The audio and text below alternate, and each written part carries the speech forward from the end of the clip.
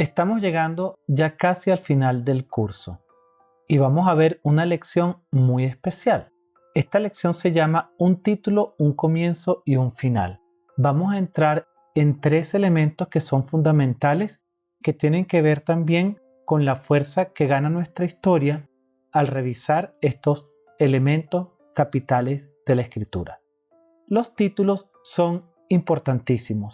En toda obra de creación, en los textos, en una pintura, en una pieza musical, en una película, el título es fundamental. El título debe ser contundente, debe de alguna forma sugerir lo que va a ser el espíritu de esa obra de creación. Yo creo que a veces los títulos funcionan bien cuando los colocamos al final de nuestro relato, cuando ya hemos escrito la historia. Hay títulos que surgen como que por arte de magia, y a partir de ese título es que nos viene toda la historia.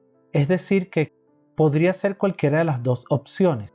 Y también en el camino podemos cambiar nuestro título y ajustarlo. A veces algunos títulos son muy explícitos, dicen prácticamente lo que va a pasar en la historia, por tanto descartemos esos títulos que son tan evidentes. Yo creo que hay una forma muy curiosa en algunos casos y es plantearlos a modo de una pregunta.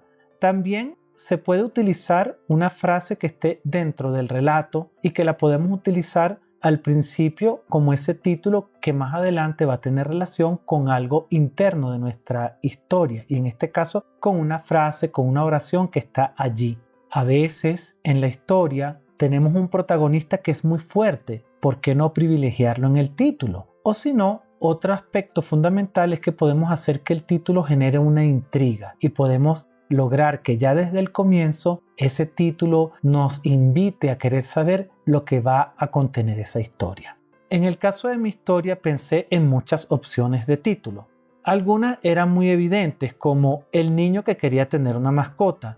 Otras también de alguna forma contenían parte del relato. Se me ocurrió pensar El día que encontré una mascota. Aquí hay un poquito más de sugestión, porque en todo caso está en el título contenida la idea de que esa mascota fue encontrada y uno quizás piensa cómo pudo haber encontrado esa mascota, en qué circunstancias.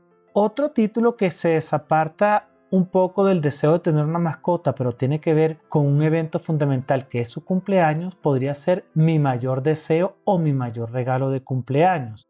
Creo que también, si nos centramos en los personajes, pudiéramos tener un título al estilo 2 adultos, un niño y una mascota. Creo que esto generaría como algo de humor y también de cierta intriga para saber qué puede ocurrir en una historia que tenga estas características o estos personajes. Sin embargo, yo me centré en este recurso de utilizar una interrogante, y para mí es fundamental porque al colocar cómo elegir una mascota, enseguida en la mente del lector se despiertan muchas posibilidades. ¿Por qué elegir una mascota? ¿Qué querrá decir eso?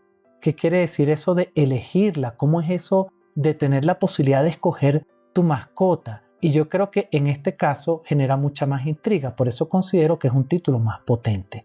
Ahora me gustaría hablar de los comienzos. Los comienzos son fundamentales porque enseguida son como esa puerta de entrada que te hacen querer continuar leyendo una historia. Voy a colocar aquí 3 comienzos de relatos que me parecen maravillosos y creo que pueden darnos cuenta de cómo se puede manejar un comienzo potente, un comienzo atractivo. Había una vez un rey, dirán de inmediato mis pequeños lectores. No, niños, se equivocan. Había una vez un tronco de leña.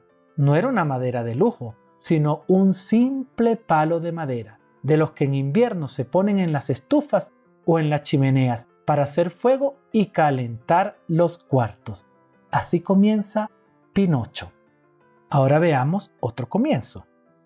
Alicia empezaba a cansarse de estar allí sentada con su hermana a orillas del río, sin tener nada que hacer.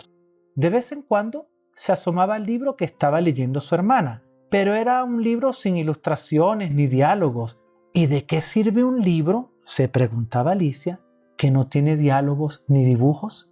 Aquí hay una pregunta que ya enseguida reclama la atención del lector? Que quizás se podría hacer esa misma pregunta. Veamos otro comienzo de una historia que me parece bastante conmovedora y se llama Mi amigo el pintor. No sé si nací así o me fui volviendo así a causa de mi amigo pintor. Pero cuando miro una cosa, enseguida me fijo en el color. Gente, casa, libro, siempre es igual. Primero me quedo mirando el color de los ojos, de la puerta, de la cubierta. Solo después me pongo a ver lo demás. Este es un comienzo poético que te deja deslizar por esa sonoridad y por esa notación especial de las palabras lo que podría ser la relación entre un niño y un pintor. Y así es como comienza esta obra maravillosa de Ligia Bojunga Núñez. Yo he querido manejar un comienzo con velocidad, con dinamismo, que enseguida atrape al lector. Y les voy a leer cuál es el comienzo de mi historia. Todo comenzó pocos días antes de mi cumpleaños. Sin que se entere tu madre, quiero que la escojas tú mismo. Eso me susurró mi tío Bruno justo cuando estábamos terminando de comer y ya habíamos pasado el explosivo tema de qué me gustaría tener de regalo.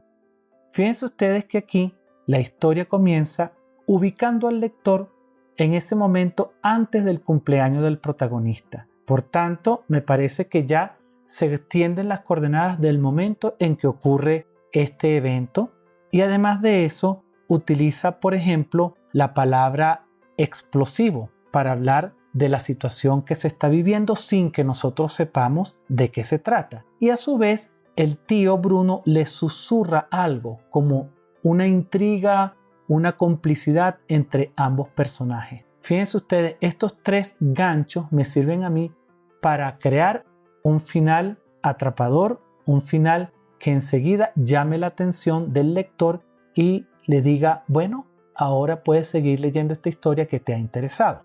Ahora me gustaría hablar del final. El final tiene que ser estéticamente satisfactorio. Eso quiere decir que debe corresponderse con la lógica interna del relato. Existen muchos tipos de finales. Existe el final cerrado, en el que se concluye con una solución aquello que se ha venido planteando desde el principio, el conflicto se resuelve. Los finales cerrados pueden ser felices. Casi todas las historias para niños tienen finales felices, pero también puede haber un final no feliz. Quizás un final en el que el protagonista no obtenga lo que desea. Puede haber un final abierto y estos finales dejan la expectativa, no se cierra por completo y el lector queda imaginando lo que puede suceder luego. En ese sentido, a veces se plantea un dilema. Si el personaje opta por un camino u opta por otro, por una solución o por otra. Esto es lo que se llama un final dilemático. También hay finales inesperados. No nos imaginamos aquello que va a pasar. Aunque exista una lógica que nos lleva a pensar en una solución, de repente hay lo que se llama un giro imprevisto que hace que ese final sea desconcertante. Me gustaría ahora leerles el final que yo he planteado para mi historia. Y ¿saben qué? Nunca me imaginé que a pesar de mis equivocados pronósticos, ese día recibiría el regalo más importante de mi vida. Adentro, desesperado por salir, estaba un cachorro hermoso y suave que me miraba desde abajo con sus ojos negros y brillantes.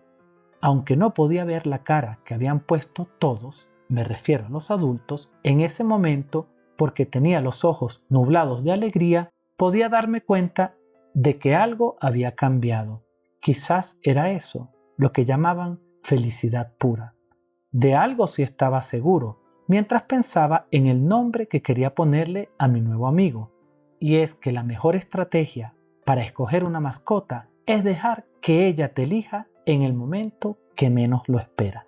Fíjense ustedes que este final, a pesar de que hasta cierto punto es previsible, tiene una carga emocional importante, porque en ese momento él ve al cachorro y el cachorro lo mira a él. Por tanto, aquí hay un lazo emocional que está marcado por ese acto o ese pequeño evento de encontrarse en los ojos del otro. Después se mantiene la actitud irónica del personaje, porque él dice, y por eso lo pongo entre paréntesis, que no podía verle la cara a todos los que estaban allí, y ese todos se refería a él, a los adultos. También hay algo que el personaje nota y al final dice que de alguna manera algo había cambiado, y por eso es quizá importante que en este final notemos esa transformación que ha vivido el personaje.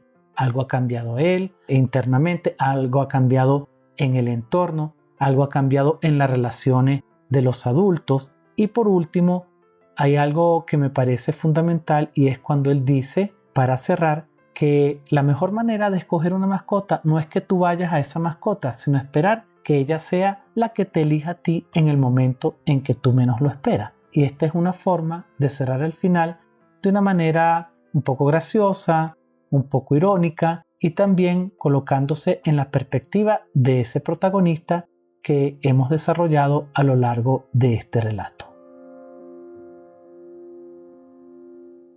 Acabamos de ver una lección fundamental donde hemos explorado el título, el comienzo y el final de un relato. Ahora te invito a ver una lección que va a hablar del poder de las palabras. Acompáñame a las palabras más precisas, nuestra siguiente lección.